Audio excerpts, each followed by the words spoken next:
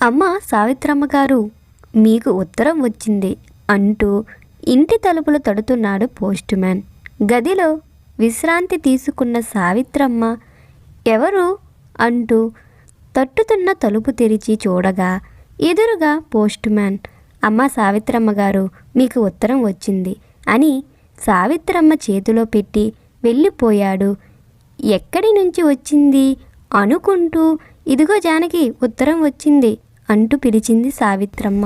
వంటగదిలో టమాటా పప్పు చేసి దానికి సరిపోయే కూర కోసం కాయగూరలను కోస్తున్న జానకి, అత్తా వస్తున్నాను అని బదులిచ్చి చేస్తున్న పనిని ఆపి గబగబా ఆశగా ముఖంలో చిరునవ్వుతో అడుగులు వేసింది. వచ్చావా, ఇదిగో తీసుకో ఉత్తరం అని జానకి చేతిలో పెట్టి, చూడు ఎక్కడి నుంచి వచ్చింది అని అంటుంది సావిత్రమ్మ. ఉత్తరాన్ని విప్పి చూసింది జానకి. అత్తయ్య, కాశ్మీర్ నుంచి మీ అబ్బాయి రాశాడు. శ్రీరామ్ రాశాడా?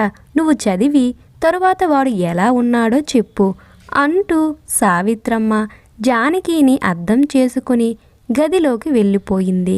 ఉత్తరాన్ని చూసిన జానకి మురిసిపోతూ కుతూహలంతో చదవసాగింది. ముందుగా, గౌరవనీయులైన అమ్మా నాన్నలకి మీ ప్రియమైన కొడుకు శ్రీరామ్ రాయినది నేను ఇక్కడ క్షేమంగానే ఉన్నాను. మీరు ఎలా ఉన్నారోనని దిగులుగా ఉంది. మిమ్మల్ని చూడాలని మనసుకు ఎంతగానో అనిపిస్తుంది. నా కోరిక బలమైనది కాబోలు. 2వ నెల ఆఖరిలో సెలవులు వస్తున్నాయి. నేను ఊరికి బయలుదేరి ఎంత వేగంగా మిమ్మల్ని చూస్తానోనని, ఈ 2 నెలలు ఎలా గడుస్తాయో ఏంటో. వస్తాను అన్న విషయం తెలిసిన నుంచి క్షణాలు యుగాలుగా అనిపిస్తున్నాయి అంటూ ఆఖరిలో జానకి, ఎలా ఉన్నావు? నా గురించి ప్రతి క్షణం ఆలోచిస్తూ ఉంటావు కదా, నాకు బాగా తెలుసు.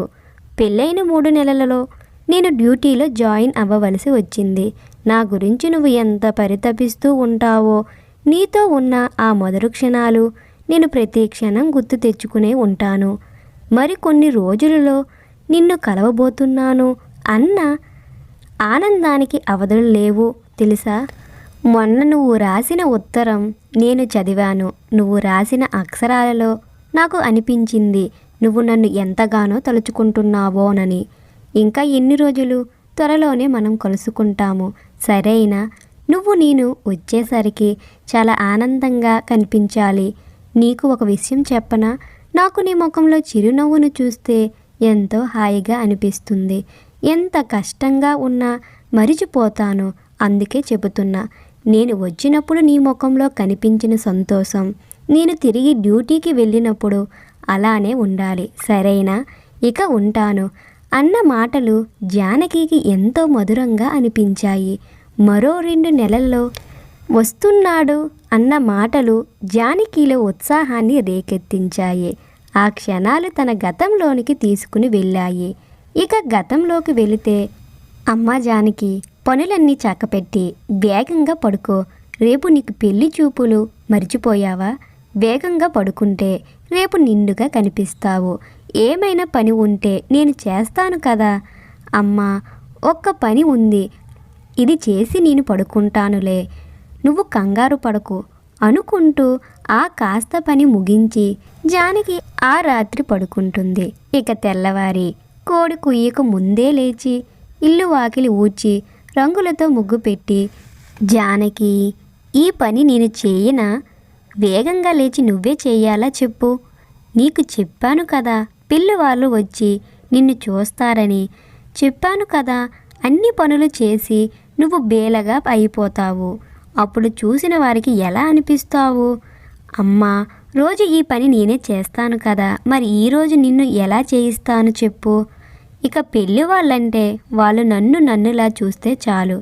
నా పైన పూసుకున్న అలంకారాన్ని, రంగుని కాదు, సరేనా అంటుంది జానకి. అయినా నువ్వు నా మాట ఎప్పుడు విన్నావు?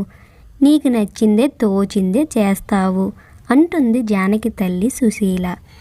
ఇక జానకికి ఇంటిని శుభ్రం చేసి అందంగా మారుస్తుంది. పెళ్లి వాళ్ళ కోసం పిండి వంటలు కూడా తయారు చేస్తారు. పెళ్లి వాళ్ళు వచ్చే టైం అవుతుంది. సుశీల, జానకిని రెడీ చేశావా అని హడావిడిగా అంటాడు జానకి తండ్రి సత్యం.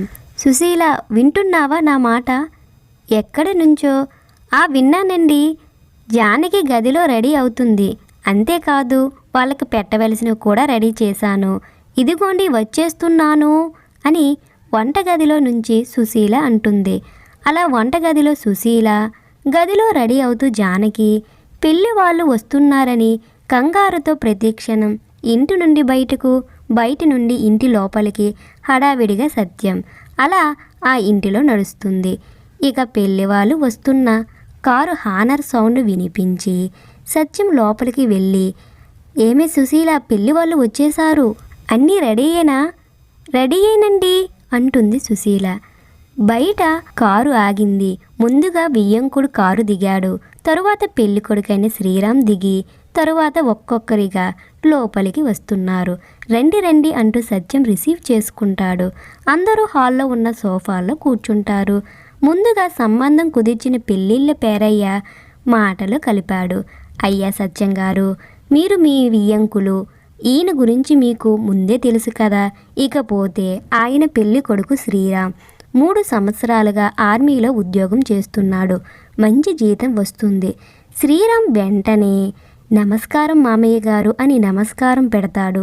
సత్యంకి శ్రీరామ్ నమస్కారం చూడగానే తన సంస్కారం నచ్చుతుంది. ఇక అమ్మాయిని చూపిస్తే బాగుంటుంది అంటారు. సత్యం గదిలోకి వెళ్ళి సుశీల, జానకిని తీసుకునిరా అని చెబుతాడు. దాంతో ఎర్ర రంగు చీరలో, జడలో నిండుగా మల్లెలతో, జడకి పక్కగా ఎర్రటి గులాబీతో, మెడలో 2 సేరుల ముత్యాల హారంతో చాలా చక్కగా ముద్దుగుమ్మల రెడీ అయ్యింది జానకి. పదమ్మ, పెళ్లివారు వచ్చారు అంటూ తల్లి సుశీల జానకి చెయ్యి పట్టుకుని తీసుకుని వెళ్తుంది. జానకికి పెళ్లి చూపులే కదా అని తనకు ముందే జరిగిన 2 పెళ్లి చూపుల అనుభవంతో ధైర్యంగా బయటికి గంభీరంగా ఉన్న లోపల మెల్లగా అల్లుకు వస్తుంది భయము, తడబాటుతనము, వణుకుతో. అలా వాళ్ళ ముందుకు వచ్చింది. పెళ్లి కొడుకు తల్లి, రామ్మ జానకి, అచ్చం బొమ్మలా అందంగా ఉన్నావు, చూస్తుంటే నా దిష్టే తగిలేట్టుగా ఉంది అంటూ శ్రీరామ్ ముందు ఉన్న కుర్చీలో కూర్చుని పెడుతుంది. హరే శ్రీరామ్, చూడరా అమ్మాయిని, అలా సిగ్గుపడకుండా చూడు. ఒక్కసారిగా ఆ మాటకి తల ఎత్తి తను ఎదురుగా ఉన్న జానకిని చూసి, పేరుకు తగ్గట్టు చాలా వినయంగా, పద్ధతికి మారు పేరుగా ఉంది. ఆ ఎరుపు రంగు పట్టుచీర, మోకాళ్ళ దాకా ఉన్న బంగారపు అంచుతో నిండుగా ఉండి చాలా అందంగా నిండుగా ఉంది జానకి. జానకిని అలా చూస్తూ ఊహల్లోకి వెళ్ళిపోయాడు శ్రీరామ్. మొదటిసారిగా చూడగానే ఆమె అందానికి ఆకర్షణీయుతుడయ్యాడు. అయ్యా సత్యం గారు, అమ్మాయికి అబ్బాయి నచ్చితే, అబ్బాయికి అమ్మాయి నచ్చితే మనం ఇక ముందుకు వెళ్దాం, ఏమంటారు అని పెళ్ళిళ్ళ పేరయ్య అనేసరికి ముందుగా శ్రీరామ్ చిన్న చిరునవ్వుతో నచ్చింది అని మెల్లగా చెబుతాడు. అలాగే జానకి కూడా పాత సినిమా హీరోయిన్ లాగా అందరూ ఉన్నారన్న బిడియంతో శ్రీరామ్ని చూసి చూడనట్టు అలా తలపు పైకి ఎత్తి మెరుపు తీగల ఇలా వచ్చి అలా వెళ్ళినట్టు చూసి నచ్చాడు అని తల ఊపుతుంది. కానీ నిజం చెప్పాలంటే అప్పటిలో సంబంధం నచ్చితే ఇష్ట అయిష్టాలతో పని లేకుండా కుదుర్చుకునేవారు.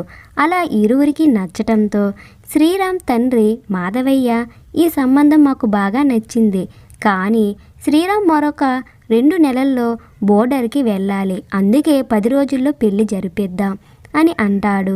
దానికి సత్యం, అదేంటండి 10 రోజుల్లో పెళ్ళంటే, అసలే ఆడపిల్లి వాళ్ళం, ఎన్నెన్ని పనులుంటాయి అని మొదట్లో అనుకున్న ఆఖరికి సరేనని ఒప్పుకుంటారు. పట్టుమని 10 రోజుల్లో శ్రీరామ్ జానకిల పెళ్ళి జరిగిపోతుంది. అప్పకింతల్లో జానకి పుట్టింటిపై పెంచుకున్న అభిమానాన్ని, ప్రేమని వదిలి వేరొక ఇంటికి వెళ్ళాలంటే కష్టంగా అనిపించి తప్పక వదిలి వెళ్ళాల్సి వచ్చింది. ప్రతి ఆడపిల్లకి ఇది తన జీవితంలో జరిగే సంఘటనే. ఎక్కడో పుట్టి ఎక్కడికో వెళుతుంది. జానకి అత్తారింటికి బయలుదేరి అత్తారింట్లో కుడుకాలు పెట్టకముందు జరగవలసిన తంతుమంతులు జరిగి నవదంపతులు లోపలికి ప్రవేశించారు. అప్పటి నుండి శ్రీరామ్ ఒక్క క్షణం కూడా జానకిని వదిలిపెట్టలేదు. జానకికి కొత్త ప్రదేశం, కొత్త ఇల్లు కావటంతో అక్కడ పరిస్థితులు ఎలా ఉంటాయో అని తెలియజేస్తూ శ్రీరామ్ అనుక్షణం జానకికి అంటి పెట్టుకొని ఉండేవాడు. జానకికి అత్తారింట్లో మెల్లమెల్లగా అలవాటయ్యింది. అత్తమామలు కూడా శ్రీరామ్ ఒక్కడే కావటం వలన కూతురు ఉన్న తనకు పెళ్లి కావటంతో ఎప్పుడూ చుట్టరికంగా వచ్చి వెళ్ళేది. కోడలిని కూతురులా చూసుకోవడం మొదలుపెట్టారు. వాళ్ళ అభిమానం జానకికి బాగా నచ్చింది. భర్త ప్రేమ, అనురాగం, అత్తమామల ఆప్యాయత, అభిమానం ఏ ఆడపిల్లకైనా తన పుట్టింటిని మరిచిపోయేలా చేస్తుంది. మన కథలో జానకి కూడా అదే పరిస్థితి. శ్రీరామ్ జానకికి ఒకరికొకరు సమయం దొరికినప్పుడల్లా కబుర్లు చెప్పుకుంటూ కాలక్షేపం చేసేవారు. కొత్త దంపతులు కావటం వలన వాళ్ళ మధ్య గాలి కూడా చొరబడినంత దగ్గరయ్యారు. చూడు జానకి, నువ్వు ఎప్పుడు ఇంత ఆనందంగా నవ్వుతూ ఉండాలి. నీ నవ్వు నాకు చాలా ఇష్టం అంటూ ప్రేమగా మాట్లాడుకుంటూ అలా రోజులు గడుస్తున్న కొలది శ్రీరామ్ ఆర్మీకి వెళ్ళే సమయం దగ్గర పడుతుంది. శ్రీరామ్ వెళ్తాడు అన్న మాట జానకిలో దిగులు రేకెత్తించాయి. ఆఖరి 2 రోజులు.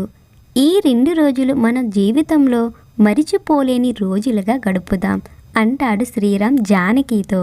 కానీ జానకి కళ్ళలో తెలియని భయం, దిగులు కనిపిస్తాయి. ఏ జానకి, ఎందుకు బాధపడుతున్నావు? నేను ఎప్పుడే బయలుదేరటం లేదు కదా. నేను వెళ్ళటానికి 2 రోజుల సమయం ఉంది అని గుండెలకు హద్దుకుంటాడు. అనుకున్నట్టే ఆ 2 రోజులు గుర్తుండేలా సమయం గడుపుతారు. శ్రీరామ్ వెళ్ళే రోజు రానే వచ్చింది. ఇక ఆ రోజు సాయంత్రం 5 గంటల ట్రైన్కి కాశ్మీర్కి బయలుదేరుతాడు శ్రీరామ్. గదిలో జానకికి జలజల కారుతున్న కన్నీటిని తుడుచుకుంటూ కూర్చుంటుంది. తనని చూసిన శ్రీరామ్, అరే జానకి, నేను ఇక్కడ ఉన్నా లేకపోయినా నువ్వు నవ్వుతూ సంతోషంగా ఉండాలి. ఇలా కాదు, ముందు నాకు మాట ఇవ్వు. నిన్ను ఇలా చూస్తూ నేను మనశ్శాంతిగా వెళ్ళలేను. నేను అలా వెళ్ళటం నీకు ఇష్టమేనా అంటాడు శ్రీరామ్. దిగులుగా ఉన్న బయటకు చిరునవ్వు తెచ్చుకుంటూ మాట ఇస్తుంది. దాంతో శ్రీరామ్ జానకిని వదిలిపెట్టి బయలుదేరుతాడు. మొదటిసారిగా భార్యని వెళ్ళాలంటే ఎవరికైనా మనసు ఎంత బాధగా ఉంటుందో అందరికీ తెలుసు. ఎందుకంటే ప్రతి ఒక్క మనిషి ఏదో సమయంలో ఈ పరిస్థితిని ఎదుర్కొంటారు. అలాగే మన కథలో శ్రీరామ్ జానకిని వదిలి కాశ్మీర్కి బయలుదేరుతాడు. అలా జానకి తన గతాన్ని గుర్తు తెచ్చుకొని ఆఖరిలో కళ్ళు నుండి కన్నీటి చుక్క వచ్చినా అప్పుడు వదిలి వెళ్ళిన భర్త శ్రీరామ్ మళ్ళీ వస్తాడని ఎనలేని సంతోషంగా ఉంటుంది. ఇక ఆ 2 నెలలు ఎలా గడుస్తాయోనని కళ్ళు కాయలు కాసేట్టు ఎదురు చూస్తుంది జానకి. అలా 1 నెల రోజులు గడిచి ఒక్క రోజు కావచ్చింది. జానకి ఎప్పుడులాగే శ్రీరామ్ని తలుచుకుంటూ వస్తాడని ఆశతో ఎదురు చూస్తూ ఉండగా కాశ్మీర్ నుంచి ఆర్మీ వ్యాన్ ఇంటి ముందు వచ్చి ఆగింది. ఊరిలో వారంతా తండోపతండాలుగా ఎప్పుడూ లేని ఆర్మీ వ్యాన్ మన ఊరుకు వచ్చింది అని ఆశ్చర్యంగా చూస్తున్నారు. ఇంటి ముందు ఆగిన వ్యాన్ నుంచి ఒక మృతదేహాన్ని దింపుతారు. ఎవరిది ఆ మృతదేహమని ప్రశ్నల వర్షం కురిసింది. అది శ్రీరామ్ మృతదేహం.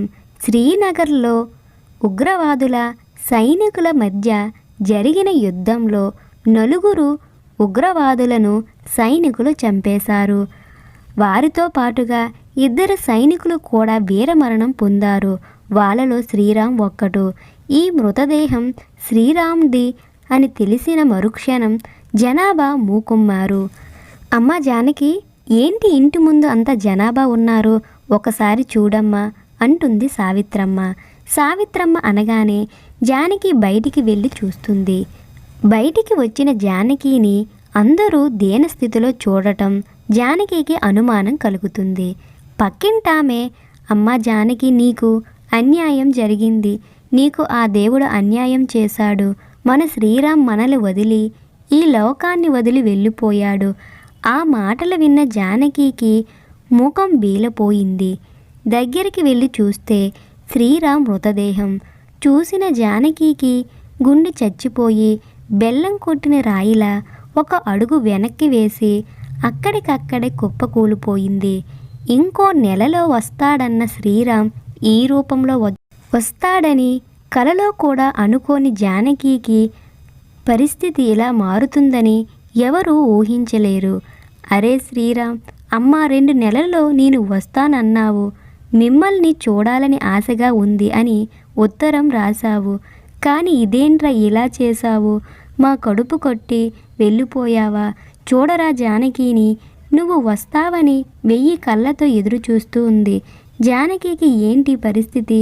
అరే శ్రీరామ్ అంటూ ఏడుస్తూ ఉంటుంది తల్లి సావిత్రమ్మ. శ్రీరామ్ మరణంతో ఏడుపు ఘోషతో నిండుతుంది ఆ ప్రాంతం. జానకికి మాత్రం గుండె అంతా బరువు ఎక్కి చుట్టూ ఏం జరుగుతుందో అన్న విషయం అర్థం కానట్టుగా నిర్ఘాంతురాలుగా శ్రీరామ్ మృతదేహాన్ని చూస్తుంది. అక్కడ ఉన్నవారు జానకి అని పిలుస్తున్నా జరిగిన సంఘటన జీర్ణించుకోలేని పరిస్థితిలో ఉండి జానకి అని గట్టిగా తడితే అప్పుడు ఆ క్షణంలో నిద్రలో నుంచి లేచినట్టుగా తుళ్ళు పడుతూ శ్రీరామ్ మృతదేహాన్ని పట్టుకొని గుండెను బాదుకొని ఏడవటం మొదలు పెడుతుంది. ఆ క్షణం తనని ఆపటం ఎవరి వల్ల కాలేదు. బహుశా ఆ దేవుడి వల్ల కూడా కాదేమో. అంతేకాదు, తన ఏడుపు ఘోష ఆ భగవంతుడికి వినిపించేలా ఘోషిస్తుంది. నిజం చెప్పాలంటే ఆ టైంలో, ఆ సంఘటనలో జానకి బాధని చూసి అందరికీ వాళ్ళ హృదయాలు కదిలి తనని ఆపాలన్న మాటలు రాలేదు. చూసారా, మరో కొన్ని రోజులు శ్రీరామ్ వస్తాడని ఆశగా ఎదురు చూస్తున్న జానకి కోరిక అక్కడికక్కడే సమాధి అయిపోయింది. తన కళ్ళ నుండి వచ్చిన కన్నీటి చుక్కలు ధారలా కారాయి. ఆ తల్లిదండ్రుల కడుపు కోత ఎవరు తీర్చగలరు? ఒక మారుమూల గ్రామంలో నిజంగా జరిగిన కథ. పూర్తిగా వివరించలేకపోయినా నాకు తెలిసినది వివరించగలిగాను. ఇది డి కళ్యాణి గారు వివరించిన సంఘటన. ఈ కథ మీకు నచ్చిందని అనుకుంటున్నా. ప్లీజ్ నచ్చితే లైక్ చేయండి, షేర్ చేయండి అండ్ సబ్స్క్రైబ్ మై ఛానల్. ధన్యవాదాలు.